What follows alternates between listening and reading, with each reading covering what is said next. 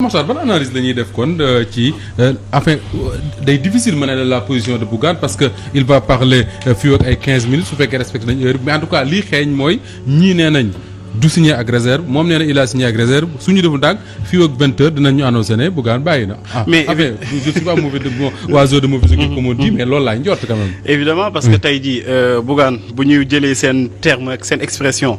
dafa nar a yeewu boppam parce que gars yi dañu ko bëgg a tënk ci ay couleurs peut-être ak ci benn slogan boo xamante ne peut-être àndu si. mais lan moom si xaw a jaaxal mooy en fait. ñoom leader yi nekk tey jii ci coalition bi. au départ amuñu woon confiance ci Bougane Gueye Dany. dès le départ. dès le départ et je trahis un secret. boo xoolee ñu initier coalition bi. ñoom benn point d'accord bu ñu amoon. ci njëlbeen bi mooy Bougane nekkul koo xamante ni ku wóor la. ah oui. ba ma gisee Bougane ci seen coalition je me suis posé des questions. lan moo ko fa war a indi lan moo ko fa war a indi. et puis koo xamante ni y a une semaine de cela yéen a kii ay mbiram wóorul bu ñuy def coalition ñun ñëpp d'accord nañu ni peut-être du ñu ànd ak moom kooku bu ñëwee tamit. il fallait s'attendre à ce que ñu am yenn problème yi man xamoon naa ni première problème bi njëkk am si moom lay jóge loolu moom c'était sûr c'était évident. parce que méfiance amoon na déjà. méfiance amoon na suspicion amoon na. suspicion moom balaay coalition bi di juddul dafa am ñoo xamante ni ñoom wóolu woon te dinañ seen biir mais am na ñoo xamante ni peut-être wóoluñu leen peut-être gis nañ démarche bi peut-être aussi am na yenn mbir yoo xamante ni ñoom ñoo koy reprocher mais ce qui est sûr ñu initier coalition Yewwi Askan bi. au départ waxtaan naa si ñu bëri. position boobu nañu amoon ci Bougane beneen mbir bi nag. man je comment il l'explique pourquoi ñu war a am suspicion boobu si Bougane. mais gis nga loolu bon mënu ma ko xam peut-être xam nga ku nekk ak say raison rek peut-être aussi niveau information ñoom yi ñuy yor man yoruma ko. mais ce qui est sûr moom loolu moom un fait la boo xamante ni yaakaar naan duñ ko weddi. te duñ ko sax weddi parce que loolu moom dañ ko toog waxtaanee ko du ñoom ñëpp dañ si taxaw ñu ni ki am na ñoo xamante ni. wóoluwuñu leen te si ñu wóoluwuñu Bougane Gueye Dany si la bokkoon. D'accord. sinon aussi beneen mbir bi bon je pense que ni nit ñi aussi bu nekkee dañuy dem ci coalition boo xamante ni dañuy fexe ba yeewi askan bi waruñu tënk askan bi. tënk askan bi mënut a weesu ngeen leen da ngeen di jël couleur yi ñu imposer ko parce que couleur yi man gisuma ci importance boo xamante ni war na tax nit ñi di am ay xaajaloog ay jiixi jaaxal. bu nekkee objectif bi mooy fexe ba Sénégal ak sénégalais yi mën a soppi wala seen condition de vie ak d'existence ñu soppi ko. yaakaar naa ni forme bi war nañ si mën a bañ a discuter. war nañu mën a def ay concessions mutuelles ñi nga xamante ni ñooy majorité yi ni lii de comme coûté-wuñu dara bu nekkee coûté-wuñu dara. comme image yi wala li mu tudd couleur yi amul benn mbir bu am solo. Sénégal moo ko ëpp solo. war nañu mën a def ay concessions. concession bi nag.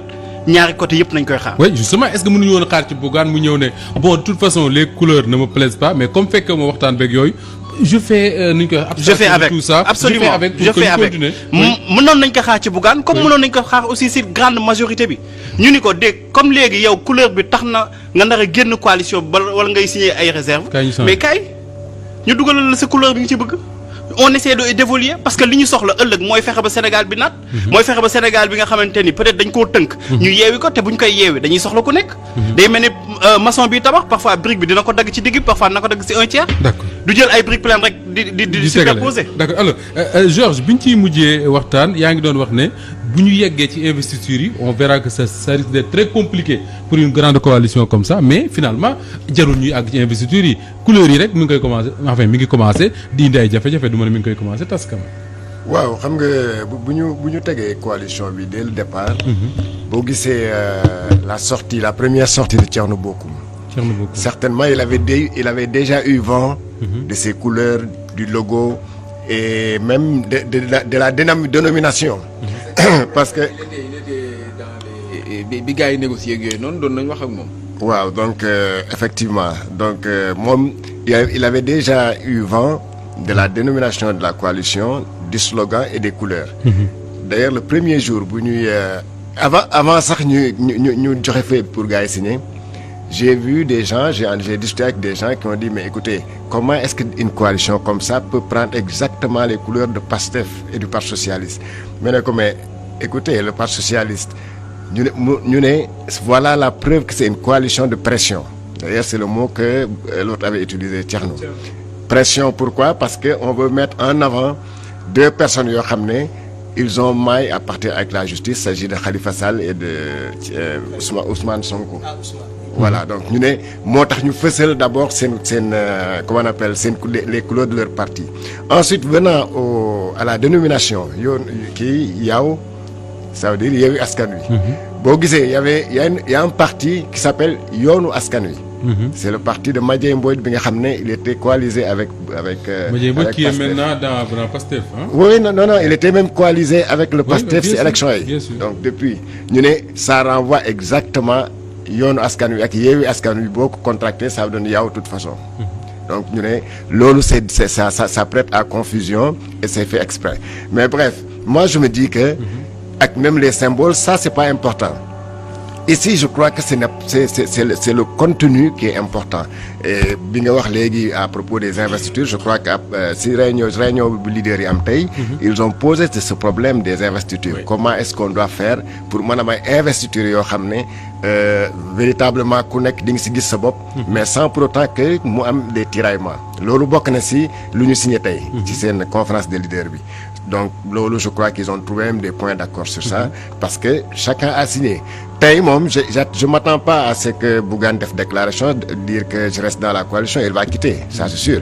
Parce que boo gisee les termes, c'est bien signifié que les COP après la signature de Bougane sous réserve, les leaders ont dit que duñ si génnee dara, duñu changer logo bi, duñu changer couleur yi, duñu changer aussi l'appellation. Est-ce que nekkuñu sax di ko njëkkantu déjà. que Bougane bu toogee ni peut-être mën na démissionner ñu teel a anticiper ci lim nar a wax mooy bind ba nga xam ne buñ ko bu génnee du. Parce que ñoom ils savaient effectivement que Bougane allait partir. Moo comme li Pape Mokhtar wax léegi donc il le savait moo tax seen communiqué bi ils ont bien dit que à part lui Bougane sur les 23 partis et mouvements qui constituent la coalition ñoom ñëpp àndoon nañu signé. Il y a que lui qui avait signé sous réserve. Et te réunion bi tey dañu ne on maintient tout ce qu'on a dit et on ne changera rien de cela. Donc si Bougane veut il reste, s'il veut il quitte. D'accord Georges ci ay élection locale la yu jëm souvent da ngay dégg leen di dégg ñoom les leaders politiques du pouvoir comme de l'opposition ñu naan way réew mi war naa tax ñu def sacrifice nangam ak nangam là on va élire des Sénégalais ñu war a jiite ay mairie éliruñ ay couleurs éliruñ ay logo éliruñ ay slogan mais est-ce que finalement kenn warul dax ne moi je fais comme a dit Pape Mokhtar je fais avec peu importe les couleurs picc bu la neexee ñu def nag peu importe. Non, Sénégalais ils vont voter duñ voter ndax picc moo ci nekk wala vert la wala rouge la. moo tax ils vont voter parce que y a Issa Tine qui va être maire. Ou bien y a Pape Mokhtar qui va être maire. moo tax ma ne la ici c'est le contenu et pas le contenant. Oui. C'est le contenu qui est important c'est-à-dire les couleurs peu importe peut-être boo demee dans certaines localités bu ñu defee investiture yoo pare les gens ne prêteront même pas attention aux couleurs. Non, qu'elles soient blanches, qu'elles soient noires, qu'elles soient, je crois que Cheikh Bamba Dièye wax na ko fi démb.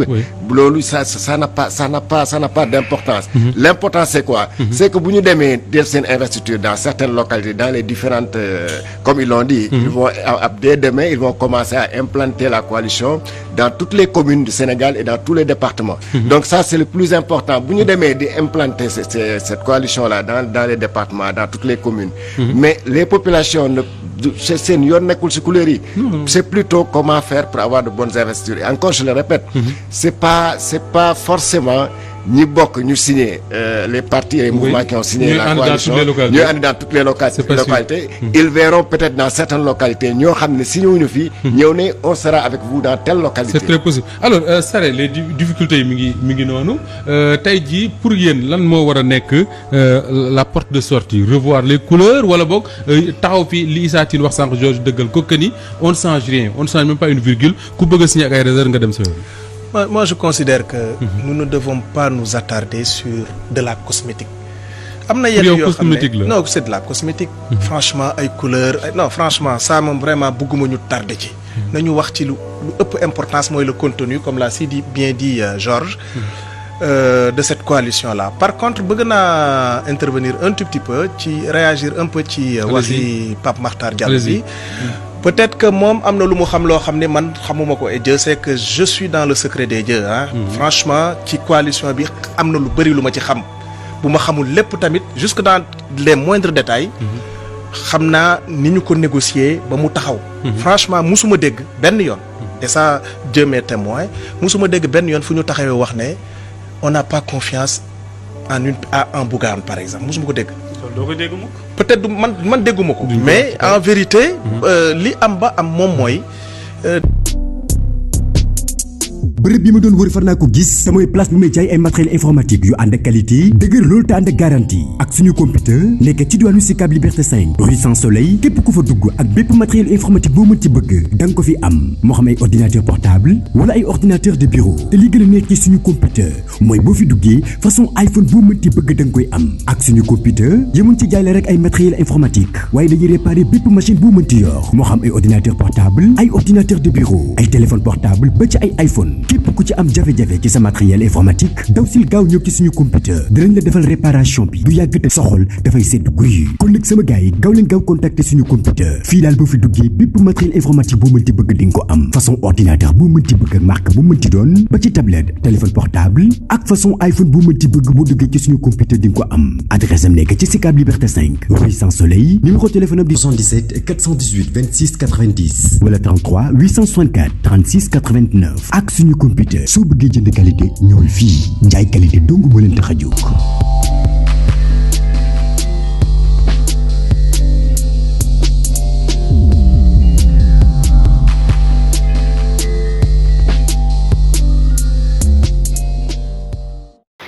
jaajëfal nañ leen ci teewlu bi ngeen di teewlu RTV Dakar yow mi abonné gul abonneel ngeen commenté like suñuy vidéo